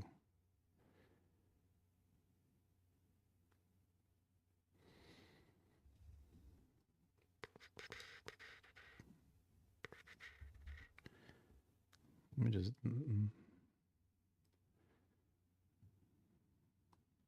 I'll zoom in on them like that.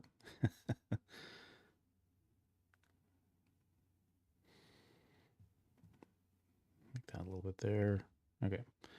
And for some reason, TikTok always chops off a little bit on both sides with any images that you create. Okay, so we got that image. Let's bring up, hey, where's TikTok? Hey, not Twitch. The TikTok. There we go. The TikTok.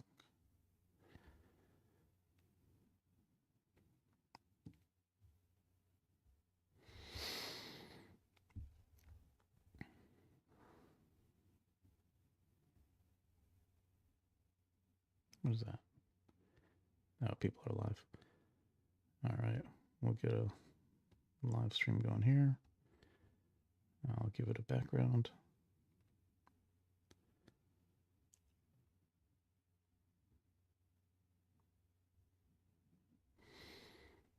Elephant brush. I'm not trying to do an elephant brush. What the heck is that about?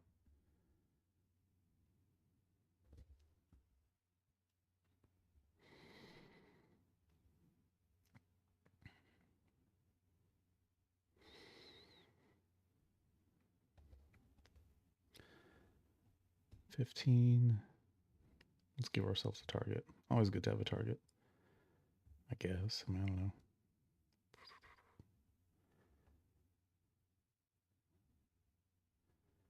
Boom, boom. Set. Yeah, confirm it. Go. Yeah, let's go live. Go.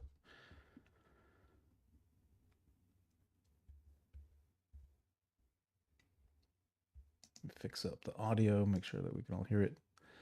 All right, so I think we should all be able to hear it now as people jump in here. All right, good deal. We'll give it a little bit of time, see how many people are interested or up right now to jump in on TikTok here, give their opinions. So, hey, appreciate Court. Thanks for jumping in on the TikTok side of things. We're broadcasting on multiple channels here. Just wanted to get input from people as to what they thought of the outcome of the election. You know, just a few weeks later now, there's been some time to have it digest. What's people's thoughts? click in. Just let me know. Again, I'm getting simulcasted to. We got 3,000 people that came through on YouTube. We're on Rumble, Twitch, X platform as well. So, if anybody has some thoughts or whatever, are you happy with the election outcome? Anything that's kind of on your mind, keeping you up at night with respect to politics, what have you? Jump in. And if you are interested in taking a look at things from the other stream sides, you could, check out my link in bio. It'll show you my other socials and everything. But anyway, I'm pretty satisfied personally. I'll tell you guys how I'm feeling, I guess. Satisfied with the outcome of the election that we've had here. I didn't think that it was going to be as decisive as it was. That was pretty astonishing. I was counting how many swing states were needed, which ones, what combinations and stuff for Trump to pick up the win. But, that just turned out extremely well. Did not expect that to be the absolute outcome. But anyway, and it doesn't matter. You could be a Kamala voter. You could have voted for a communist person. I don't care. Just what does this mean to you that the election outcome is kind of hit this mark at this point? What are you guys kind of looking at point forward?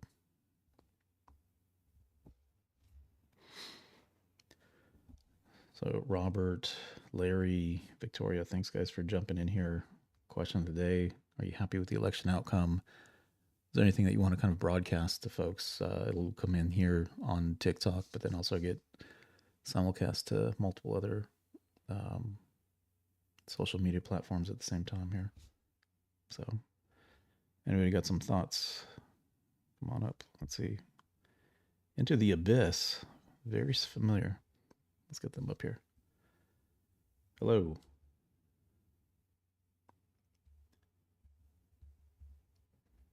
Oh, hang on a second. Having some audio issues. Yep. Hey, you there? Yep, you can hear me? Yep, I can hear you. Sorry, I had an audio issue on my board here. Okay, gotcha. Yeah, sorry, I was just So, watching how are your you stream doing for a this little evening? bit. Pretty good. It's like, I don't know about evening. It's like 2 a.m. for me right now, so. Yeah, no kidding. It's like early morning. I get it. It's pretty. Yeah. It's pretty Just a early. FYI, there's like an echo. So what's on your coming mind? from you. Is it really? Yeah.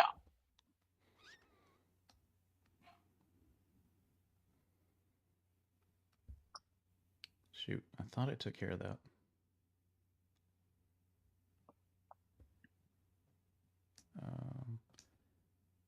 Okay, I'm not sure where the duplicate is coming from. Well, why don't you go ahead and tell me what your thoughts are? I'm gonna just pause on my side a little bit, try to figure out this echo. Yeah, I mean, if you lose focus, you just ask me to repeat. I'll do it. I'm not too happy with the election results. If anything, it just kind of tells me that some Americans, I just feel like they're disconnected from reality.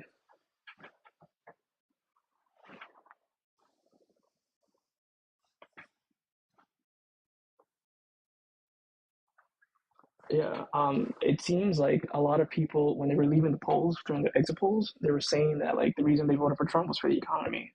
But like, why would they be voting for Trump just for the economy? Well, not just the economy, but like it's a big contributing factor.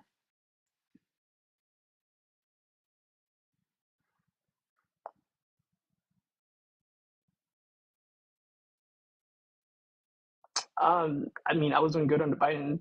I was, I mean, that was how old was I? It was early 20s, late teens under Trump. So like, I can't speak, I guess, a ton, but like, I had a job, I was paying for stuff, so like, doing okay, I guess. COVID kind of fucked everything up.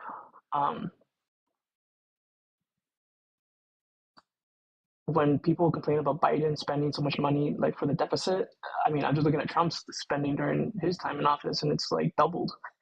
Some of it was for COVID's like relief stuff, but like so was Biden's, if not about like half of it was Biden's like COVID relief stuff, and it doesn't compare to like Trump during his 2017 or 2016, 17, 18 time.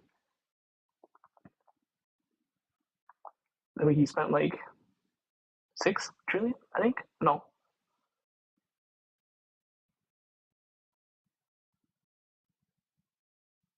Yeah, I'm sorry. Go ahead.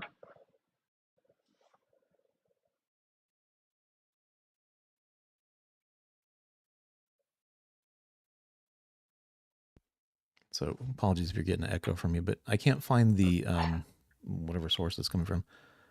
Yeah. The money that was spent, when you take a look at it, it's Biden's starting to come out ahead now, just through getting a full 2024 on the books. But even so, if it's marginally ahead, it's still a lot, right? I would agree, but just so the you troubling remember, part though, of like, like, that I think a lot of. I'm sorry, the echo's like really fucking me here actually, because it's like there's a delay coming to you and it's coming back to me. So I'm waiting for you to finish talking, but I'm hearing myself on your end. Oh, really? Jeez, Louise. All right. I think I got this thing fouled up a little bit. Well, I guess I'll just say really quick. We can just take it slow. That's fine. There's a lot of there's a lot of things that are hitting people that when they do surveys out there. 50% of the people surveyed have trouble making rent, and I mean these are folks that have like kids and a bunch of other responsibilities, parents they're trying to take care of, extended family members. They skip meals. 25% of them skip meals so that they can make their rent payments. There's a lot of data points like that are coming out that kind of speak to, the economic concerns and how much weight it's putting on people. So when the exit polls kind of indicate people are voting for him for economic purposes, it's hard to kind of come back when inflation like hits people really hard like that.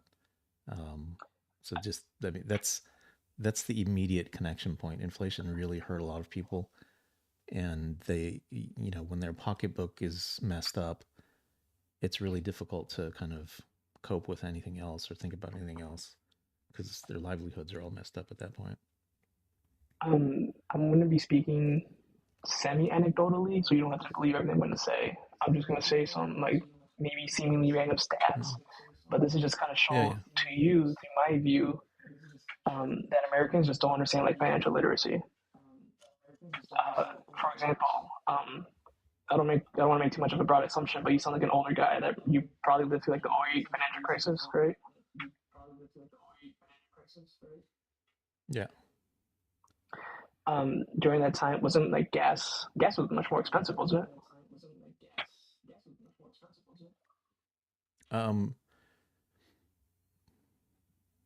Wait a minute. Which crisis did you say? I might have missed what crisis you said. 08. It was like the financial housing crisis, not like a financial housing crisis, but like it was a housing issue. Oh yeah, 08, 09 time frame. Yeah. Yes. Yeah. Yep, that time. Yeah, the gas was pretty expensive, right? Leading into it, I guess in the years prior, it hit like $140 a barrel at the peak. Okay. Maybe it was in the 130s, but somewhere in there. Yeah, it was pretty high. Yeah, so it kind of baffles me then too when I saw like the stat for the number one selling vehicle was a truck. A truck that like consistently gets like 15 miles to the gallon, and that was like the number one selling truck.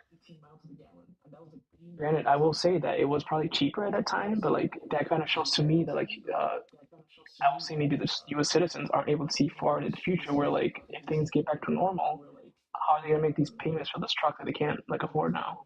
Let alone for the maintenance, let alone for the gas prices that goes back up. This is just going to be a preface for I can't argue with that. There's a lot of people that are short-sighted. I can't argue with that. That's okay. Good. It's a valid point. So when it comes to like the 2020 crisis, pandemic, I would have thought that like services like DoorDash and like Uber Eats, they would have gotten bust because people wanted to go back out and eat. But like these companies, their stock price is still like sky high, even though they're still not making profit. I think that just shows that people are still buying this kind of, or they're using that service, even though it costs them like an arm and a leg. Um, that and also, oh god, there was something else with it too. I mean, people were saving money too. People were given money, like tens of thousands. Like I got zero just because I didn't qualify, but people got tens of thousands of dollars. I mean, that's where their savings came from. Right. I maybe I just don't know anything about our missing data from that, but like, and you don't have to disclose this, but like, why didn't you get like approved for the not the PPP loan, for the stimulus check?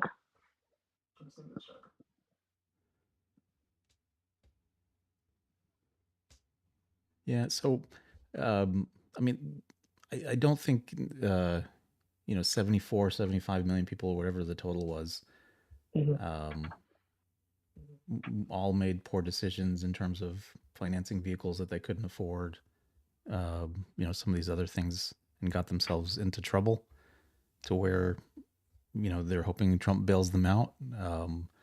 There's more systemic issues that are driving them, for particularly inflation, and their wage growth not keeping up or keeping pace with it. That's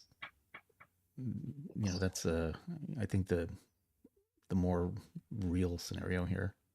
Yeah. So I got somebody on the YouTube side. Go ahead. yeah, this data I found from before, it was for real wage growth has been actually increasing since 2020, and I think it actually outpaces inflation right now. Okay. And So this just to year, remember, real wage growth outpaced inflation, and that's by how much? it's pretty fresh, or it's pretty like marginal. Like I think 1 to 2%. I think. Yeah. So when wage growth is like, say 3%, and they publish CPI at 9%, that's a 6% gap. That's pretty huge. The CPI doesn't fully reflect, day-to-day consumer needs like groceries. I mean, eggs were like $10 a dozen for some reason. I have no idea why when I went to the grocery store. It doesn't reflect those, isolated areas that are getting extremely inflated. And it's probably different based on where your location is in community and so forth. Yeah, it would be. It sounds like you might be like in a more isolated area, maybe. I could be just assuming here, but I'm in Houston. I don't know. Oh, okay. No. I just noticed when I've been talking to people on live, when we started talking about the economy, that I'm not gonna say like you do it intentionally, but like they seem to like miss out some pretty critical details as to why they're spending more money this time around. Like, for example, again, this is a total anecdotal, so believe it or not, there's a guy that was saying that he had a he's like, I can't afford like my rent because like my wages haven't been going up, and something else happened. I can't remember what it was. And I was like, oh, I'm so sorry to hear that. Maybe, and I told him about like stuff I'm telling you about the real wages growing up, and he doesn't believe it. And later on, as we're talking, he's like, yeah, I have like 5 kids. I was like, 5 kids? Brother, why did you tell me you have 5 kids? Like, no shit, you're gonna spend so much more money. Like, you're not saving your money because it's going to your kids. I think he there's actually the fun where I found that stat too about the truck, because he also bought a truck. He's like, yeah, I can't afford the truck. It's like, okay, but like you have kids. Like, why would you buy a truck if you have kids? Like, why don't you get like a reasonable like SUV? I guess not SUV's not any better, but like, why don't you get a more realistic vehicle? And then on top of that, he told me that his kids had like some genetic issue.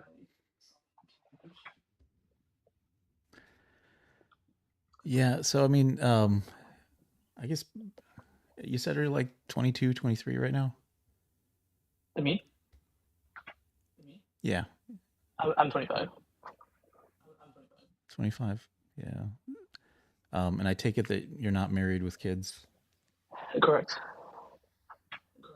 Yeah, there's some perspective. I think that might not be kind of in front of you to help empathize with those situations that the folks are kind of telling you about. Oh no, I do. It doesn't. Trust me, I do. But well, I don't know how he's gonna be blaming.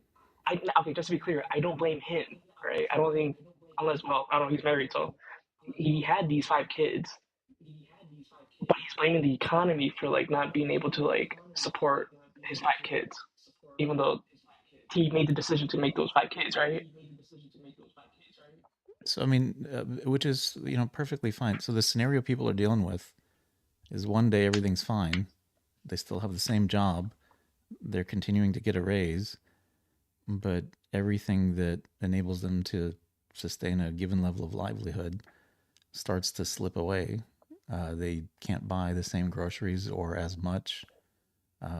They aren't able to, fill up their car with gas as often or whatever it might be. Like things start to kind of erode. Their rent continues to go up. I mean, on average, it's gone up. What does it say here? On average, rent prices have gone up by about 25% through 2024, with an annual growth rate of approximately 5%. The surge is one of the steepest increases in recent decades. I'm sorry, where are you getting this kind of stuff from? So, I mean, it's a site. Well, I just asked my AI. It's getting it from iPropertyManagement.com.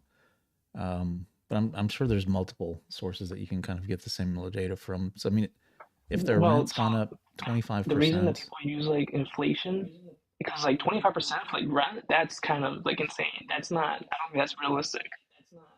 But the reason that people use 25%, why so is if I'm paying that like not realistic? $1,000, it just for rent, I'm paying $250 now extra on top of that. Yeah, that's the reality people are having to live with.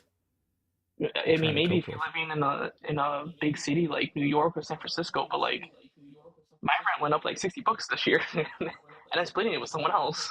Yeah, it's different based on where you're at. It will be different. Yeah, so like 25%. Okay, maybe I shouldn't rephrase it like that, but like that shouldn't. I don't think that should be like the average nationally. So when you average things nationally and just kind of make everything blended, that's when things get lost. And this is how the Democrats kind of lost track of how people are really doing, because they would always say, look at the stock market, look at GDP, instead of look at the things that actually tell you how people are doing in different areas. You know what I mean? There's a different like macroeconomic view of things to see how the country is doing as a whole, as an economic power, versus looking at how families, individuals are doing. And are they able to have the same standard of living? I understand that, but like I wouldn't be looking for like the average. I'll be looking more for like the median. Okay. So I'll give you one example. My area, since COVID, how much has the home prices gone up? Our home prices have gone up about 40%. Sounds wonderful, like, oh great, your house is really expensive. It's I'm not planning on moving, but my property taxes have gone up significantly with that. So that's additional money out of my pocket. I'm sorry? Why wouldn't you move? Because I have kids in school and I don't want to take them out of the nice high school program they're in. I mean, there's reasons that you don't want to move, just to, because there's increases in cost. You try to adjust and you manage, right? Like, I kind of want to agree with you, but like, it's disruptive to take a kid out of high school through the middle of it. Yeah, but like, why you don't? I mean, maybe I'm wrong, but like, could you not move to like a different area that's still in the same district as your school? The entire like school, like my area is kind of unique. I'll just say that, right? It's very desirable. A lot of people want to move here. The school district's very nice. And so because of how housing prices went, the price of homes across the board went up significantly. And so if I were to move to another house, trying to, get something at a lower price point, I would be significantly downsizing, which I don't want to do that. Well, I mean, if you're struggling to make, well, I'm not gonna say you are struggling, but like if someone was making a struggle to make these payments, why wouldn't you downsize? And also, just to be fair with like, I understand you don't want I guess I'll be clear. I'm doing pretty good. I'm doing pretty good. Like I'm like, okay, fine, I'll deal with it, whatever. Like I'm doing good. My point is that our area has had like a 40% appreciation in real estate prices since COVID, which is inflated. That's not a natural thing that would have happened otherwise. The consequence of that is all the folks that are moving into the area because they're getting jobs in this metro area, they're then having to seek homes or rental properties or apartment complexes, and those rates are kind of going up. It's a cascading effect where you can't really keep doing that game of jumping from one place to another. Like people are, generally speaking, having real difficulties with that.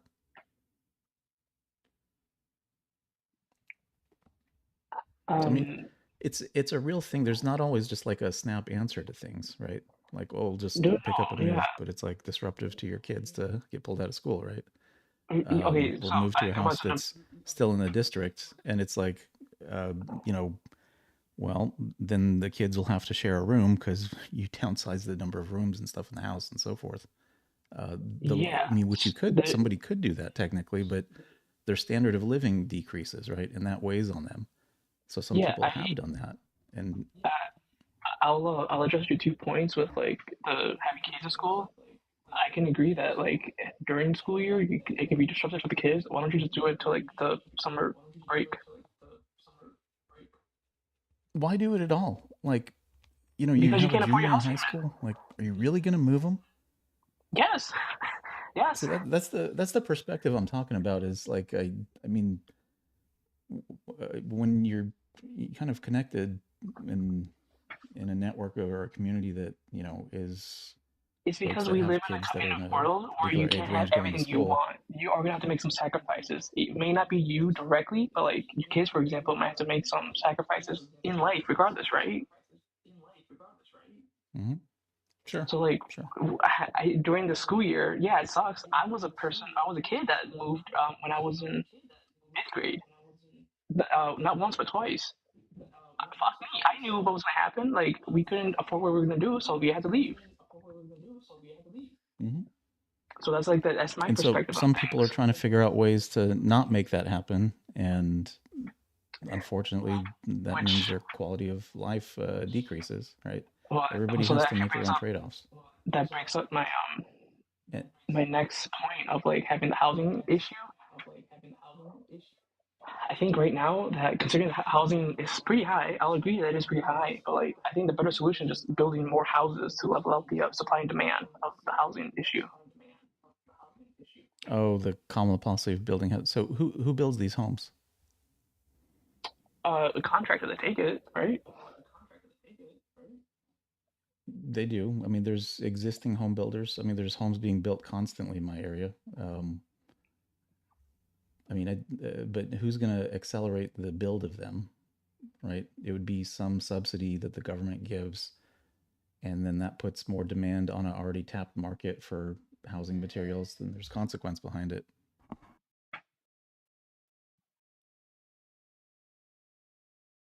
Hey guys, I apologize. I got to cut my stream short here. I need to jump offline. Appreciate you guys coming in tonight. Yeah, and no reply. Building more houses, it's not necessarily going to solve the problem. I appreciate that kid, jumping in here. There's a little bit of perspective missing, I think, in the stuff that he was